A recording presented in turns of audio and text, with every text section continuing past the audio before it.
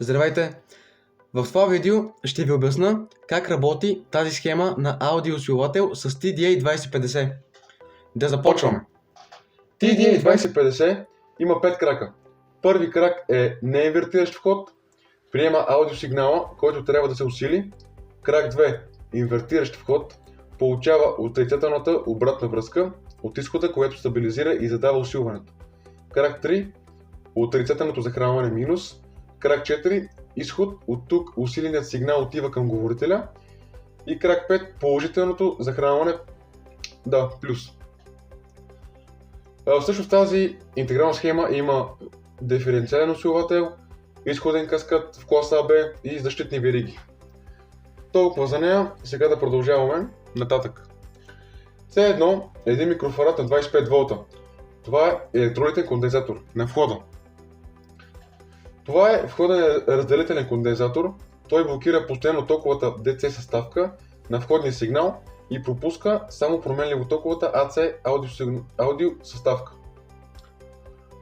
Заедно с резистора 22 кОм на входа образува високочастотен филтър с честота около 7 Hz. Под тази честота сигналът се заглушава. R1 22 кОм входен резистор към маса свързване между неинвертиращия вход, крак 1 и маса. Задава входното съпротивление на усилвателя и осигурява DC път към земя на входния крак. Той също така определя долната гранична честота, заедно с C1. R2 22 кОм резистор за обратна връзка, свързана между изхода, крак 4 и инвертиращия вход, крак 2. Заедно с резистора, който е 680 Ом, задава усилването на усилвателя. R3 680 Ом резистор, свързан е между инвертиращия вход, крак 2 и кондензатора C2. Той е долният елемент на делителя в обратната връзка. Заедно с C2 определя долната гранична честота на усилването в обратната връзка. И C2 е 22 микрофарада на 25 волта. Свързан е между резистора 680 Ом и маса.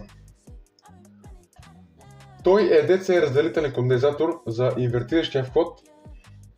За постоянен ток той е прекъснат, което означава, че за DC усилвателят работи с единично усилване. Това гарантира максимална стабилност на работната точка и предпазва от натрупване на DC на изхода. За променлив ток той има ниско съпротивление и позволява нормалното усилване от 33 пъти повече.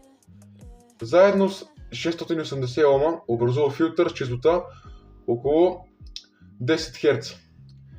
C3 и C4 кондензаторите за захранването, които са на трето и пето кръче. Това са bypass декуплинг кондензатори. Те филтрират високочастотни смущения от захранването.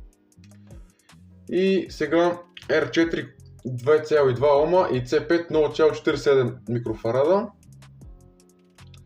на 25 волта.